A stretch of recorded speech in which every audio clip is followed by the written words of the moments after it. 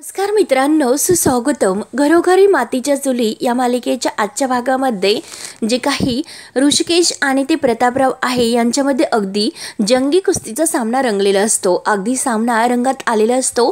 म्हणजे तर अनाउन्स करून सांगत असतात की चला आता प्रतापराव जिंकतात की काय, कारण ऋषिकेशला पूर्णपणे त्यांनी खाली दाबलेले आहे.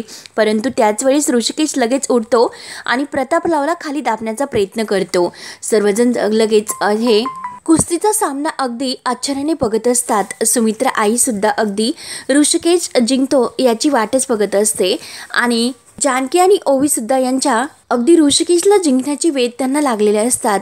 तेव्हा ऋषिकेश अगदी आपली ताकद पूर्णपणाला लावून प्रतापरावशी कुस्ती खेळत असतो. त्याच वेळेस तो प्रतापरावला अगदी खाली पाडण्याचा प्रयत्न करतो आणि तो म्हणजे कुस्ती जिंकणार तोच लगेच जे काही सयाजीराव असतात तर त्या मंचला ते लगेच म्हणजे खुणावतात. तेव्हा ते जे काही मंच असतात तर लगेच शिट्टी जोरजोराने वाजवायला सुरुवात करतात. तर हे जानकीच्या लक्षात येते.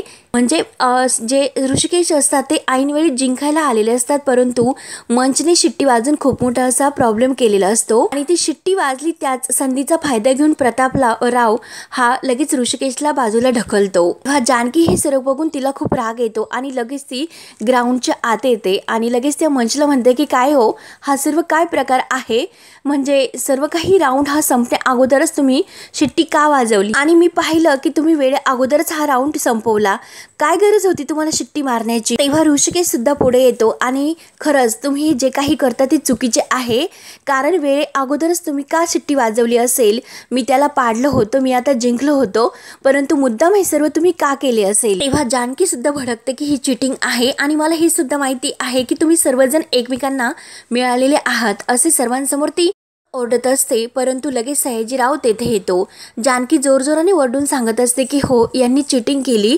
तेव्हा लगेच सयाजीराव पुढे आल्यानंतर म्हणतो की बास करा तुमचे हे सर्व नाटक, आता येथील नियम सुद्धा तुम्ही पंचांना शिकवणार आहात का असे म्हणतो.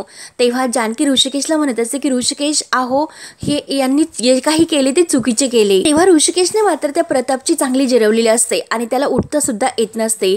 तेव्हा सयाजीराव रागाने त्या प्रतापजवळ येतो आणि प्रतापला म्हणतो की काय रे प्रताप्या, तुला मार खाण्यासाठी इथे आणले होते का? अरे समोरचा गडी सुद्धा तुला भारी पडायला सुरुवात झाली, त्यामुळे तू आता तुझी युक्ती वापर, काय जमेल ना. तेव्हा प्रताप फक्त मान डोलावतो आणि आपल्या कमरेला जी काही त्याने ती पावडरची पुडी आणलेली असते तर ती बाहेर काढतो. तर इकडे जानकी ऋषिकेशला सांगत असते की ऋषिकेश हे सर्वजण एकमेकांना मिळालेले आहात, म्हणून जानकी खूप भडकलेली असते. तेव्हा ऋषिकेश म्हणतो की जानकी अगोदर शांत हो. आणि सयाजी पाटील मंचाकडे येऊन त्या पंचाला म्हणत असतात की चला आता चालू करा तुम्ही. तेव्हा लगेच पंच ही शिट्टी जोरात वाजवतात आणि त्या प्रतापला उठवण्यासाठी हात पुढे करतात. ऋषिकेश आणि जानकी हे सर्व बघत असतात. तेव्हा परत कुस्तीला सुरुवात होती आणि कुस्तीला सुरुवात झाल्यानंतर लगेच तो प्रताप असतो जो काही आपल्या हातामध्ये पावडर त्याने घेतलेली असते ती लगेच तो ऋषिकेशच्या डोळ्यामध्ये फेकतो. हे सर्वजण पाहतात, म्हणजे सौमित्र सुद्धा बघतो आणि त्याला सुद्धा खूप मोठा धक्का बसून राग येतो. तर सुमित्रा आई लगेच सर्वांच्या पुढे येते, कारण तिने सुद्धा हे सर्व बघितलेले असते. जानकीच्या तेव्हा सर्व काही लक्षात येते आणि जानकीला तिने जो काही तो व्हिडिओ बघितलेला असतो आणि त्यामध्ये सुद्धा या प्रतापने अशीच पावडर फेकून अनेक कुस्तीचे सामने जिंकलेले असतात. हे सर्व काही जानकीच्या लक्षात आल्यानंतर ती सुद्धा पुढे येते. तेव्हा ऋषिकेश मात्र आपले डोळे चोळत असतो. सयाजी पाटील आणि ऐश्वर्या मात्र खूप खुश होतात, कारण प्रतापने शेवटी आपली युक्ती लढवलेली असते आणि आता ऋषिकेश नक्की हारणार असा त्यांचा समज असतो. जानकीला मात्र खूप राग येतो आणि जानकी रागानेच हे सर्व पाहत असते. तेव्हा लगेच ऋषिकेश हा आपले डोळे चोळत असतो, त्याला समोरचं काही दिसत नाही आणि तो प्रताप लगेच मस्त आपली पाठ हात थोपटत पुढे येतो आणि ऋषिकेशला धरतो. जानकी ही जोरात ऋषिकेश असे ओरडत असते. ओवी सुद्धा जोरात म्हणते की बाबा, अहो बाबा. तेव्हा प्रताप लगेच ऋषिकेशला बाजूला ढकलून देतो. हे बघून सुमित्रा आईच्या तर काळजाचा ठोका उडतो आणि त्यावेळेस तिचं जे काही ममता असते ती जागी होते आणि लगेच सुमित्रा आईच्या डोळ्यामध्ये लगेच चटकन पाणी येते. तिला सुद्धा असं वाटत असतं की ऋषिकेश का खाली पडला असेल, म्हणून तिला खूप वाईट वाटतं. ऐश्वर्या आणि सयाजीराव तर मोठमोठ्याने हसत असतात आणि ऋषिकेशची ही चाललेली अवस्था बघून गुलाबदादा, सौमित्र आणि गावातील ज्या काही ऋषिकेश दादांच्या बहिणी असतात, म्हणजे ज्या गावातील बायका, त्यांना सर्वांना खूप वाईट वाटतं. तेव्हा ऋषिकेशला समोरचं काही दिसत नाही, त्यामुळे तो जोरात ओरडतो.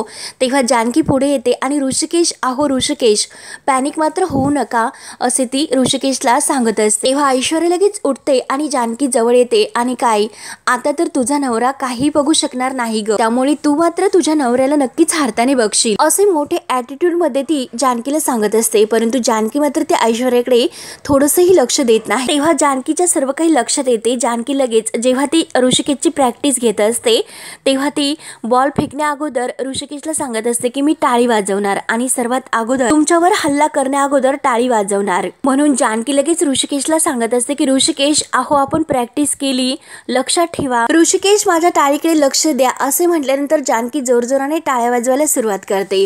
तसतसे ऋषिकेशच्या सर्व काही लक्षात येते आणि त्या इशाऱ्याने तो बरोबर त्या प्रतापरावला पकडतो आणि त्याला खाली पडतो. तेव्हा सर्वांना खूप आनंद होतो आणि सर्वजण लगेच अगदी ऋषिकेशच्या नावाने हे कौतुक म्हणजे जयघोष करत असतात. ऋषिकेशला सुद्धा खूप आनंद होतो कारण त्याने जानकीच्या टाळीने सर्व काही त्या प्रतापला खाली पाडलेले असते. परंतु ऐश्वर्या आणि सयाजीराव जेव्हाही पाहतात तर समोरचे ते दृश्य बघून त्यांना तर धक्काच बसतो आणि लगेच ऐश्वर्याच्या ही सर्व काही लक्षात आल्यानंतर की जानकी टाळ्या वाजून ऋषिकेशला इशारा करते तेव्हा लगेच ती सुद्धा एक प्लॅन करते आणि लगेच सर्वांना म्हणते की खरंच वा वा, खरंच काय लढतोय, मस्त लढतोय, म्हणून सर्वांना ती टाळ्या वाजवायला सांगते. तेव्हा त्या सर्वांच्या एकासोबत टाळीने ऋषिकेशपर्यंत तो काही आवाज पोहोचायला तयार नसतो. तेव्हा ऋषिकेश पुन्हापणे त्या प्रतापशी लढायला तो असमर्थ होतो आणि हे जानकीच्या लक्षात आल्यानंतर जानकीला त्या ऐश्वर्याचा खूप राग येतो. जानकी टाळ्या वाजवून ऋषिकेशला इशारा करण्याचा प्रयत्न करत असते परंतु सर्वांच्या टाळीच्या आवाजाने ऋषिकेशपर्यंत जानकीची टाळी पोहोचत नाही. तेव्हा तो प्रताप त्या संधीचा फायदा घेतो आणि लगेच उठतो. तेव्हा ऋषिकेशला परत काही लक्षात येत नाही आणि तो इकडे तिकडे म्हणजे भटकत असतो. प्रताप नेमकं कुठे आहे त्याला नाही समजत. त्यानंतर इकडे रणदिव्यांच्या घरी मात्र आजीही सुमित्रा करत आवाज देत सुमित्राला शोधत असते. परंतु सुमित्रा मात्र इकडे आलेली असते. तर आजी विचार करते ही सुमित्रा गेली कुठे असेल, आता तर ती देवळातून आली आणि लगेच कुठे गेली असेल, थांब मी नानासाहेबांनाच विचारून येते, असे बोलून आजीही नानांच्या रूममध्ये जायला निघते. तेव्हा मात्र आजीच्या परत लक्षात येते की त्यांना मी हे सर्व विचारून उपयोग तरी काय होणार, त्यांना तर कुठे बोलता येतेत आणि ते जे काही बोलतील तर ते मला कुठे समजणार, म्हणून ती नानांची ॲक्टिंग करत असते, म्हणजे नानांचं काही अन्य प्रकार करत असते. तेवढ्यात लगेच अवंतिका मागून येते आणि आजीच्या खांद्यावरून हात ठेवते. परंतु आजी मात्र मागे वळून न बघता खूप जोरात ओरडते आणि खूप घाबरते. अवंतिका म्हणते की आजी, अहो तुम्ही इतक्या मोठ्याने का ओरडलात, मी सुद्धा किती घाबरले होते.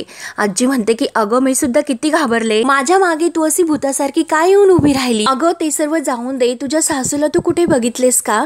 तेव्हा अवंतिका म्हणते की अहो आजी तुम्ही मला कशाला विचारतात, मी तर आत्ता बाहेरून आले, ऐश्वर्याला विचारा, ऐश्वर्याला माहिती असेल. आजी म्हणते की अगं ती आहे तरी कुठे, ती तर सकाळीच बाहेर गेलेली आहे. तेव्हा अवंतिका हळूच आवाजात म्हणते की तसंही तिला काय काम असतं, बाहेरच भटकत राहायचे असते. तेव्हा आजी म्हणते की काय ग, काय म्हणालीस. अवंतिका म्हणते की काही नाही आजी. तेव्हा आजी म्हणते की अगं ते सर्व जाऊन दे, तू मला छान असा सुरेख चहा करून दे आणि त्याबरोबर 5 अशी बिस्किट मला खायला दे. तेव्हा अवंतिका लगेच किचनमध्ये जाते. तर आजी म्हणते की अगं इतक्या मोठ्या घरामध्ये खरंच मला कंटाळा येतो, काय करावं हेच मला नाही कळत, आणि सुमित्रा मात्र कुठे गेली असेल. त्यानंतर इकडे कुस्तीचा जब्बर सामना होत असतो. सर्वजण अगदी टाळ्या वाजवत असतात. जानकीची टाळी मात्र काही ऋषिकेशपर्यंत पोहोचत नाही आणि त्याला लढायला ताकद मिळत नाही. तेव्हा तो इकडे तिकडे असा धावत असतो. तेव्हा सुमित्रा आईला ही सर्व बघून खूप वाईट वाटतं. तिच्या डोळ्यात पाणी येत असतं की नक्की आता काय करू. तेव्हा जानकी सुद्धा खूप टाळ्या वाजून ऋषिकेशला असा इशारा देण्याचा प्रयत्न करत असते. परंतु ही ऐश्वर्याच्या त्या प्लॅनने म्हणजे सर्वांच्या टाळीमुळं ऋषिकेशपर्यंत हे सर्व काही पोहोचत नाही. सुमित्राच्या जीवाची सुद्धा खूप घालमेल होती. तेव्हा मात्र लगेच तो प्रताप मागून येतो आणि ऋषिकेशला पकडतो. तेव्हा जानकी खूप जोराने टाळ्या वाजवत असते. तिच्या डोळ्यात पाणी येतं. नेमकं आता काय करू म्हणून तिला खूप टेन्शन येते आणि ती विचारात पडते. ऐश्वर्या मात्र खूप खुश होऊन टाळ्या वाजवत असते आणि लोकांना सुद्धा ती टाळ्या वाजवण्यासाठी प्रोत्साहित करत असते. जानकी विचार करते की काय करू आणि ऋषिकेश पर्यंत पोहोचूच कशी. तेव्हा ऋषिकेश खाली पडलेला बघून जानकी जोरात ऋषिकेश असे ओरडते आणि आता नेमकं काय करणार. ऐश्वर्या लगेच खूप जोराने हसते. सुमित्रा यांना सुद्धा बघून खूप खूप वाईट वाटतं आणि नेमकं आता काय करावं हे काही कळत नाही. सर्वजण ऋषिकेशच्या नावाने ऋषिकेश ऋषिकेश असे करत असतात. गावातील बायकांना सुद्धा ऋषिकेश दादाची खूप काळजी लागते आणि त्याच वेळी जानकी लगेच आता काय करू असे बोलून ती आत यायला म्हणजे निघते. तोच लगेच ऐश्वर्या आपला पाय मध्ये घालून जानकीला मात्र ढकलते आणि जानकी ही ऋषिकेश जवळ शेजारी जाऊन पडते. परंतु जानकीचा जो काही बांगड्यांचा आवाज असतो तर तो ऋषिकेशच्या कानावर पडतो. तेव्हा ऋषिकेश म्हणतो की जानकी, तेव्हा जानकी म्हणते की ऋषिकेशला ती उठवत असते. ऋषिकेश तुम्ही ठीक तर आहात ना? तेव्हा सौमित्र सुद्धा जानकी बहिणी पडल्यामुळे जानकी बहिणी असे जोरात ओरडतो आणि दादा उठ असे म्हणत असतो. तेव्हा मात्र जो काही बांगड्यांचा आवाज असतो तर तो ऋषिकेशच्या कानावर पडल्यानंतर त्याला उठण्याची ताकद मिळते आणि लगेच तो उठून उभा राहतो. तेव्हा लगेच जानकी विचारते की ऋषिकेश तुमच्यापर्यंत बांगड्यांचा आवाज पोहोचतो ना? म्हणून तो जानकीचा हात धरून त्या बांगड्या वाजवण्याचा प्रयत्न करत असतो. ऐश्वर्या आणि सयाजी पाटील हे सर्व बघून आणखीन त्यांचे चेहरे पाहण्यासारखे होतात. तेव्हा जानकी म्हणत असते की ऋषिकेश मला कळलं ना आता काय करायचं ते, आणि लगेच आपल्या हातातील बांगड्या आणखीन जोरजोराने वाजवते. तेव्हा मात्र खरंच खूप मोठा चमत्कार होतो आणि ऋषिकेश मध्ये इतकी ताकद निर्माण होते तो लगेच प्रतापशी झुंज द्यायला तयार होतो आणि जी काही जानकी बांगड्या वाजवत असते तोच लगेच ऋषिकेश त्या प्रतापचा हात धरतो आणि जोरात असा पिरगळतो, त्याला बाजूला ढकलतो. तेव्हा सर्वजण अगदी टाळ्या वाजवत असतात आणि इतका सर्वांना आनंद होतो. ओवीला गुलाबदादांना सर्वांना खूप आनंद होतो आणि त्याच वेळेस जे काही ऐश्वर्या आणि सयाजी पाटील असतात तर ते अगदी धक्क्याने अगदी हे चेहरे पाहण्यासारखे होतात आणि ते सर्व पाहत असतात की नक्की होतं तरी काय आणि आता हे सर्व झालेच कसे, म्हणून सर्वजण पाहत असतात. सुमित्रा आईला सुद्धा खूप आनंद होतो, परंतु सौमित्र असतो की जो माणूस जोरजोराने जी काही घंटा वाजवत असतो त्या आवाजाने ऋषिकेशला थोडासा त्रास होत असतो. म्हणून तो लगेच ती घंटा वाजवणाऱ्या माणसाजवळ येतो आणि त्याला थांबवतो.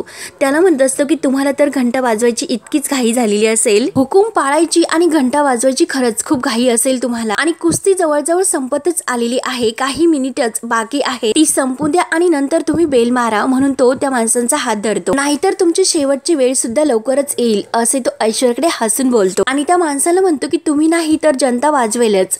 म्हणून तो मोठ्या तोऱ्यात आपला ऋषिकेश दादाकडे येतो आणि ऋषिकेश पुन्हा त्या प्रतापला बाजूला ढकलतो. तेव्हा सर्वांना आणखीन आनंद होतो.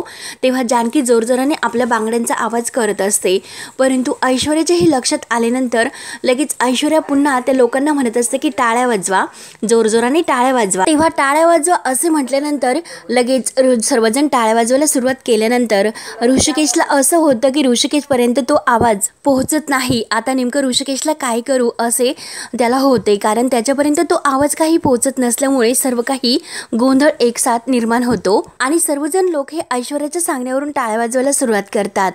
तेव्हा आता जानकीला नेमकं आता काय करू असं होतं आणि त्या संधीचा फायदा घेऊन प्रताप पुन्हा ऋषिकेशला पकडतो, परंतु ऋषिकेश मात्र प्रतापलाच खाली पाडण्याचा प्रयत्न करू लागतो. तेव्हा सर्वांच्या परत जीवात जीव येतो आणि सर्वांना आनंद होतच. तेव्हा ऋषिकेश पुन्हा त्याच्यावर धावून जातो आणि त्याला पकडतो, परंतु लगेच तो प्रताप पुन्हा उठतो. तेव्हा लगेच जानकी पुन्हा जोरजोराने बांगड्यांचा आवाज करत असते आणि तसा ऋषिकेश त्या प्रतापवर धावून जात असतो आणि ऐन वेळेस परत तो प्रतापला खाली पाडतोच. ऐश्वर्या आणि जे काही सयाजी पाटील असतात तर त्यांना अगदी हे सर्व बघून शॉकच बसतो.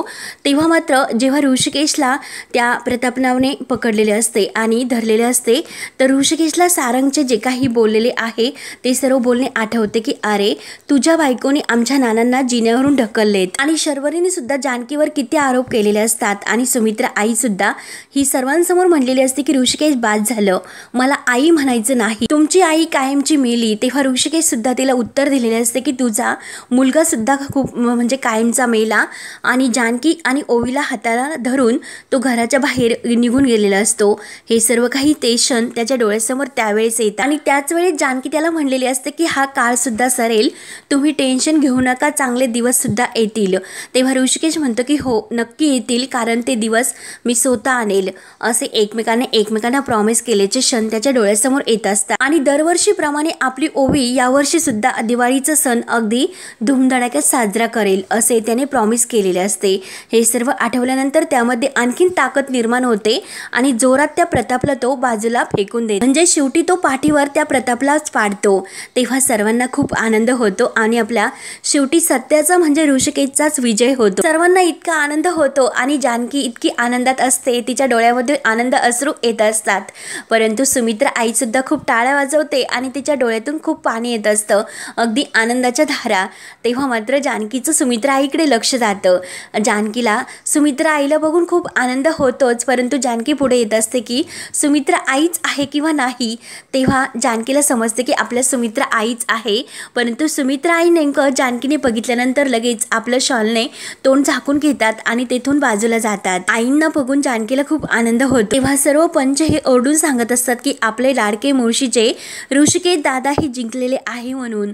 तेव्हा मात्र सयाजीराव लगेच उठतो आणि तटकन तेथून निघून जायला निघतो। ऐश्वर्याचा मात्र चेहरा अगदी पाहण्यासारखा होतो।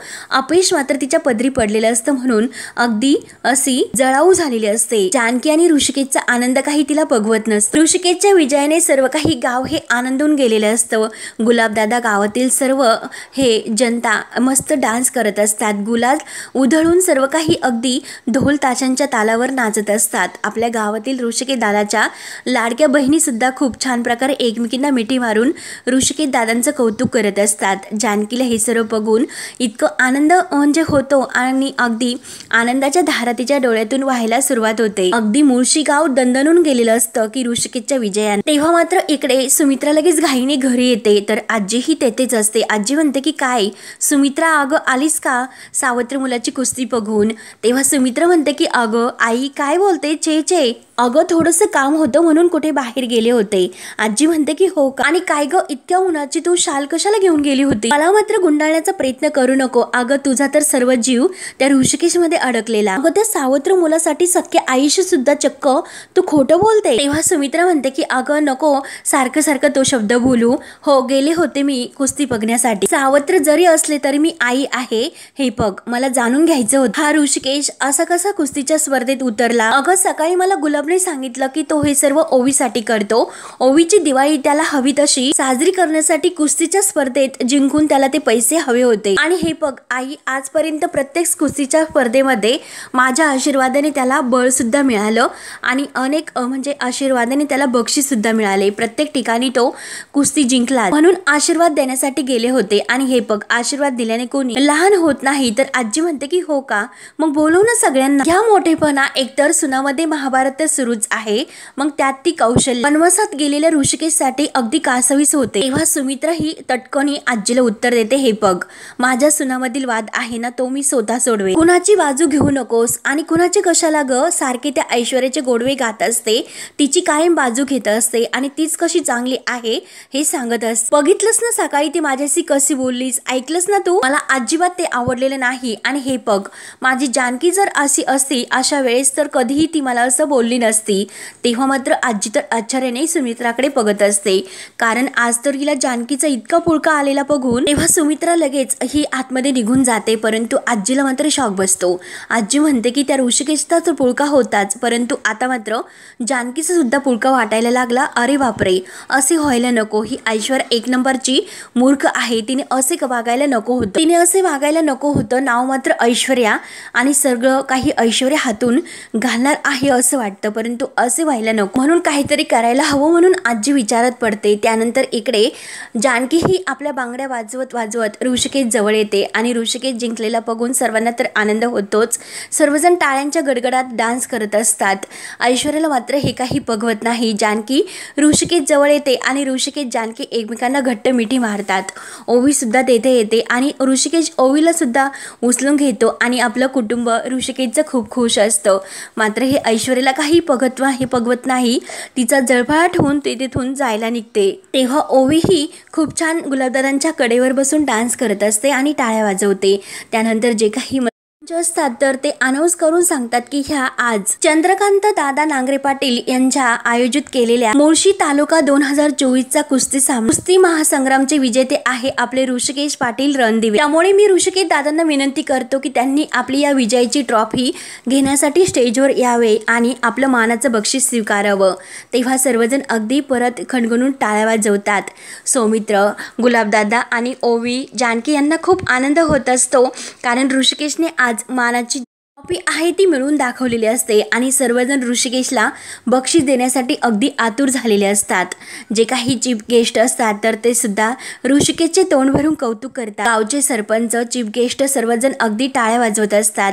तेव्हा ओवी तर ही डान्स करत असते आणि ऋषिकेश हा स्टेजवर येतो. ऋषिकेश सर्वांना हात जोडून म्हणजे असं नमस्कार घालत असतो, सर्वांचे आभार मानत असतो. तेव्हा लगेच ऋषिकेशच्या डोक्याला फेटा बांधलेला म्हणजे जातो आणि ऋषिकेश फेटा बांधताना त्याला सर्व काही आठवते. जानकीचं जे काही ते कौतुकाचं बोलणं आणि त्या बोलण्यामुळे ऋषिकेशला किती मोठं असं लढण्याचं सामर्थ्य त्याच्यामध्ये आलेलं असतं. सर्व काही त्याला आठवते, डोळ्यासमोर ते क्षण येत असतात आणि आपल्या ओवीची दिवाळी ही कशी जंगी साजरी करायची हे सर्व काही त्याच्या समोर येतं. ऋषिकेश, जानकी आणि ओवी एकमेकांकडे अगदी अभिमानाने बघत असते. तेव्हा जानकी अगदी अभिमानाने आपल्या ऋषिकेशकडे बघत असते आणि टाळ्या वाजवत असते. तेव्हा लगेच सरपंच जे असतात गावचे तर ते ऋषिकेशला मानाची शाल आणि नारळ देऊन त्यांचं स्वागत करतात आणि लगेच सरपंच साहेब म्हणतात की मी आपले गावचे ऋषिकेश रणदिवे आहे यांना 2 शब्द बोलण्याची विनंती करतो, त्यांनी आपलं मनोगत व्यक्त करावं. तेव्हा ऋषिकेश सर्वात अगोदर म्हणतो की हे बक्षीस स्वीकारण्या अगोदर मी माझी बायको जानकी रणदिवे हिला इथे बोलावतो. तेव्हा जानकी ऋषिकेशला खुणावत असते की अहो काय हे, परंतु ऋषिकेश म्हणतो की नाही जानकी स्टेजवर ये. तेव्हा जानकी सर्वांकडे बघत असते आणि सर्वांचा प्रतिसाद मिळाल्यानंतर लगेच जानकी ही आपला पदर वर घेते आणि अगदी अभिमानाने ती ऋषिकेश समोर स्टेजवर येते आणि ऋषिकेशच्या शेजारी उभी राहते. तेव्हा ऋषिकेश हा सांगत असतो, तुम्हाला सर्वांना माहिती असेल की मी इतकी वर्ष कुस्ती खेळून सुद्धा खरी कुस्ती आहे ती जानकीकडून शिक. खरंच परिस्थितीला तोंड कसे द्यायचे, आलेल्या परिस्थितीला आणि कसे सामोरे जायचे आणि जर नियती तुमच्या डोळ्यामध्ये धूक करत असेल तरी सुद्धा आपण मात्र आपला खेळ प्रामाणिकपणे कसा खेळायचा सगळं काही मी जानकीकडून शिकलो. आलेल्या सुखदुःखात आणि ह्या कुस्तीच्या स्पर्धेत सुद्धा अगदी सावलीसारखी कायम जानकी माझ्या सोबत होती. तेव्हा त्या दोघांचे मस्तपैकी फोटो आपला सौमित्र आपल्या मोबाईलमध्ये काढत असतो. आपली ओवी लाडकी सुद्धा खूप खुश असते, कायम ती माझ्या सोबत असायची, अंधारात सुद्धा माझी ही सावली कधीही हरवली नाही.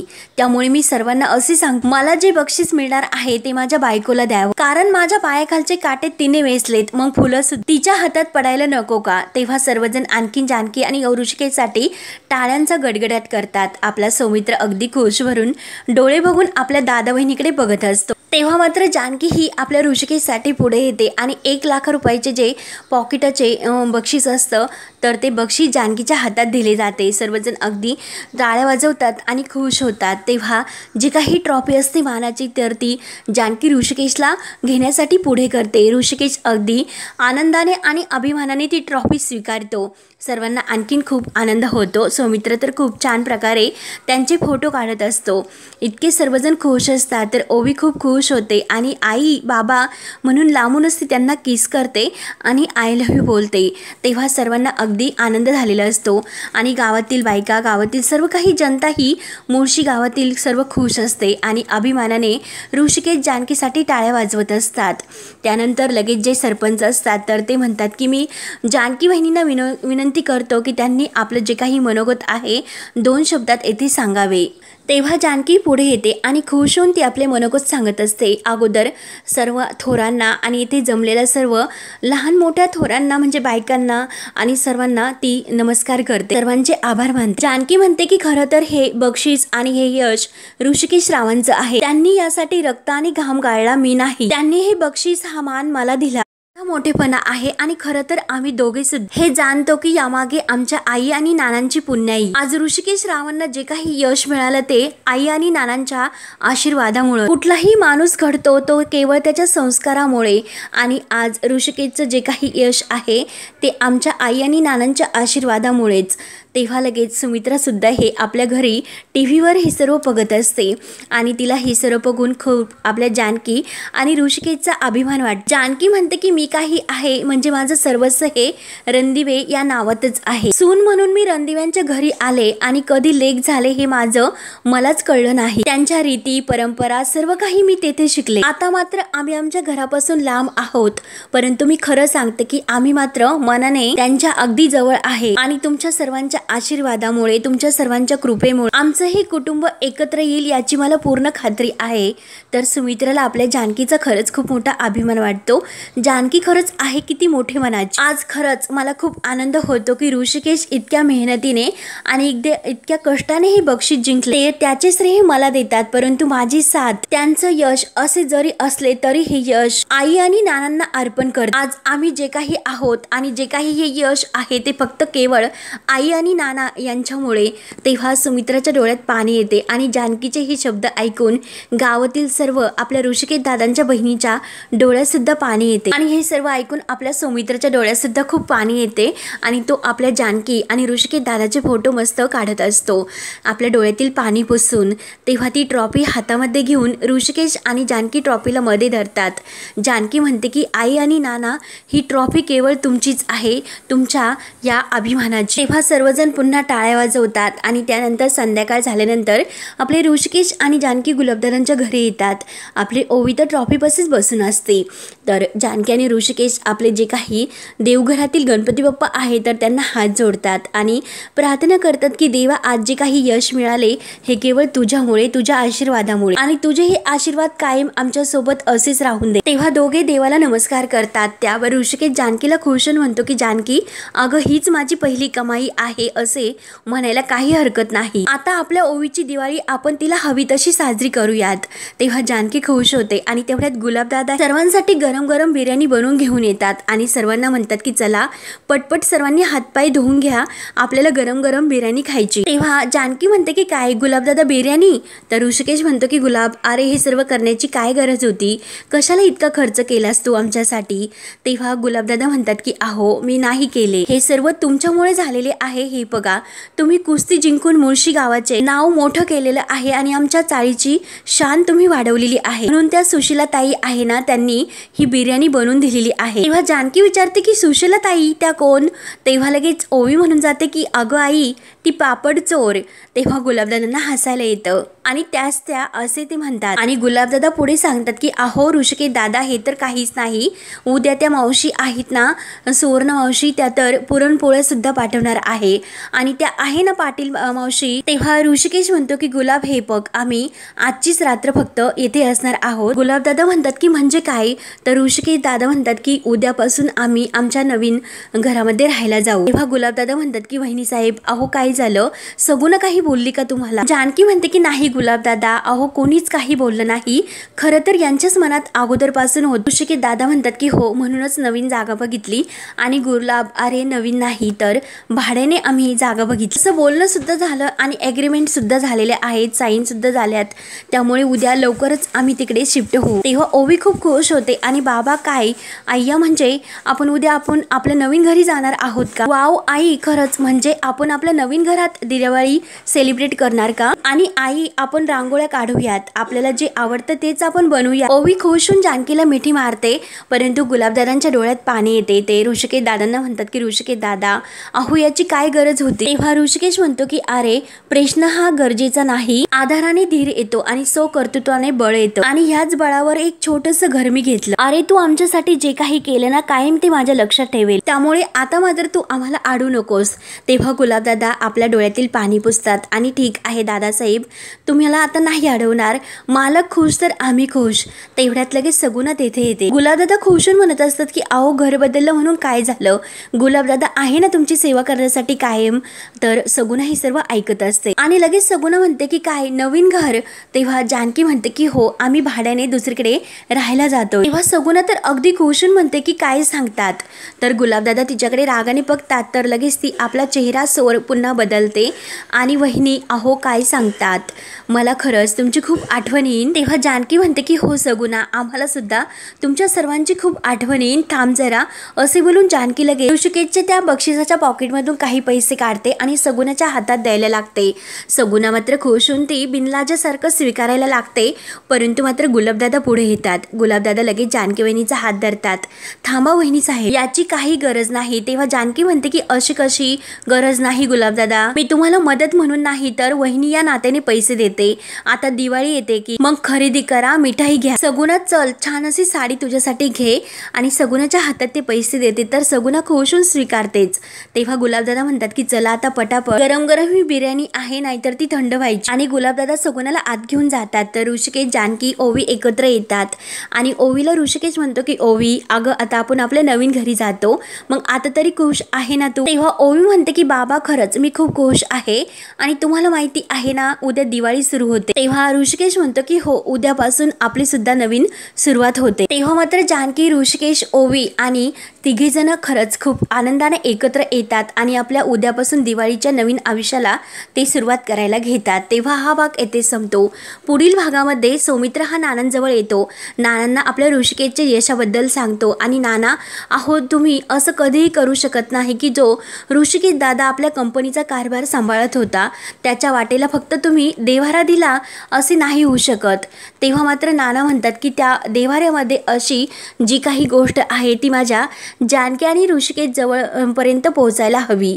त्यानंतर इकडे मात्र आजी ऐश्वर्याचे कान भरत असते. तू जर अशी कायम बेसावत राहिली तर हळूहळू एक एक गोष्ट तो सौमित्र जानकीच्या हातात नेऊन देईल. तेव्हा ऋषिकेश आणि जानकी इकडे आपल्या नवीन घरी राहायला येतात. ऋषिकेश खुश होऊन त्यांना विचारतो की बायको कसं वाटतं आपलं नवीन घर? तेव्हा मात्र जानकी म्हणते की खूप छान आहे परंतु एका गोष्टीची मात्र कमतरता जाणवते तो म्हणजे देव्हारा.